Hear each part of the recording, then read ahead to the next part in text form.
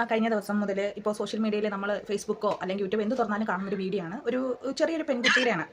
ഞാനത് കാണിക്കാം.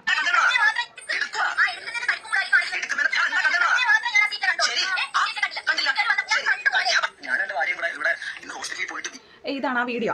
ഇതിൽ ഇപ്പോൾ ആ വീഡിയോ ഭയങ്കരമായിട്ട് ആ പെൺകുട്ടിയെക്കുറിച്ച് വളരെ മോശമായിട്ട്, അത് ചെറിയൊരു കൊച്ചു പെൺകുട്ടിയാണ്, അതിനെക്കുറിച്ച് എന്തൊക്കെ ആഭാസത്തരമാണ് കുറേ ആൾക്കാർ വന്ന് കമൻറ്റ് ഇടുന്നത്. അപ്പോൾ ആ സ്ഥലം കാണുമ്പോൾ നമുക്കറിയാൻ പറ്റും അതൊരു നാട്ടിൻപുറം ആണ്. കാരണം നാട്ടിൻപുറത്ത് നമ്മുടെയൊക്കെ വീടിൻ്റെ ഫ്രണ്ടിലാണെങ്കിൽ പോലും ഇപ്പോൾ ഒരു കാറോ അല്ലെങ്കിൽ ഒരു ബൈക്കോ എന്തെങ്കിലുമൊക്കെ വന്നെടുക്കുമ്പോൾ ആൾക്കാർ വന്ന് നോക്കുക എന്താണെന്നുള്ളത്. ഒരു പക്ഷേ നമ്മൾ ചിന്തിക്കേണ്ട ഒരു കാര്യമുണ്ട്. ഇപ്പോൾ പല സ്ഥലങ്ങളിലും ഇതുപോലെയുള്ള മോശം കാര്യങ്ങളൊക്കെ പലയിടത്തും നടക്കുന്നുണ്ട്, കൊന്നിടുന്നുണ്ട്. അങ്ങനെ അപ്പോൾ ആൾക്കാർ ചോദിക്കും, നിങ്ങൾ കണ്ടിട്ട് നിങ്ങളുടെ വീടിൻ്റെ അടുത്ത് ഒരു കാർ ഇത്രയും നേരം കിടന്നിട്ട് നിങ്ങൾ എന്തുകൊണ്ട് നോക്കിയില്ല എന്ന് ചോദിക്കും. അപ്പോൾ ആ പെൺകുട്ടി വന്ന് നോക്കിയപ്പോൾ ആ പെൺകുട്ടിക്ക് ഒരിക്കലും അറിയത്തില്ല. കാരണം ഇവർ ഹസ്ബൻഡും വൈഫും ആണെന്ന് പറയുന്നത് ഒരിക്കലും നെറ്റിൽ ഒട്ടിച്ച് വെക്കത്തില്ല ഇതെൻ്റെ ഭാര്യയാണ് ഭർത്താവാണെന്നുള്ളത്.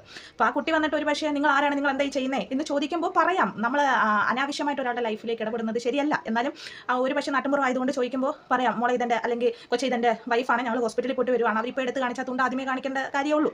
പിന്നെ കല്യാണം കഴിക്കാത്തൊരു പെൺകുട്ടിയാണ്, അതിൻ്റെ അറിവില്ലായ്മ, പ്രായത്തിൻ്റെ പക്വതയില്ലായ്മ കൊണ്ട് എന്തെങ്കിലും ഒരു കാര്യം പറഞ്ഞു എന്ന് വെച്ച് അത് സോഷ്യൽ മീഡിയയിൽ ഇപ്പോൾ ലോകം മുഴുവൻ ആ കുട്ടിയുടെ മാനസികാവസ്ഥ എന്തായിരിക്കും നമ്മൾ ചിന്തിച്ചു നോക്കാം. നമ്മളെല്ലാവരും അതിൻ്റെ അടിയിൽ എന്തൊക്കെ വൃത്തികെട്ട കമൻറ്റുകളാണ് ഇടുന്നതെന്ന് അറിയാം. ഒരു വീഡിയോ വന്നെന്ന് കഴിഞ്ഞാൽ അത്രയ്ക്ക് മോശപ്പെട്ട കമൻറ്റുകളാണ് അതിൻ്റെ അടിയിൽ വരുന്നത്.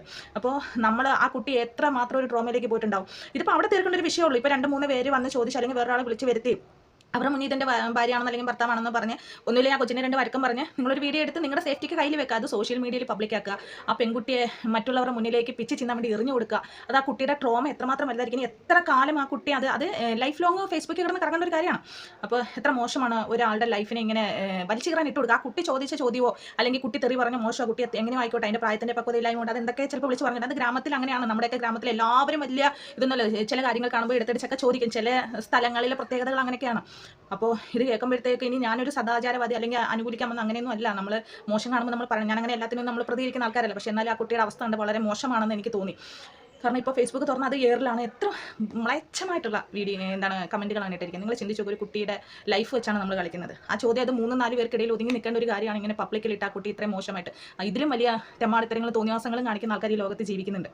ഒരു കുട്ടിയുടെ ചോദ്യം ചോദിച്ചതിൻ്റെ പേര് അതിനെ ഇത്രത്തോളം ഇട്ട് ക്രൂശിക്കേണ്ട ആവശ്യമുണ്ടെന്ന് എനിക്കറിയില്ല. പക്ഷേ വളരെ മോശമായിപ്പോയി.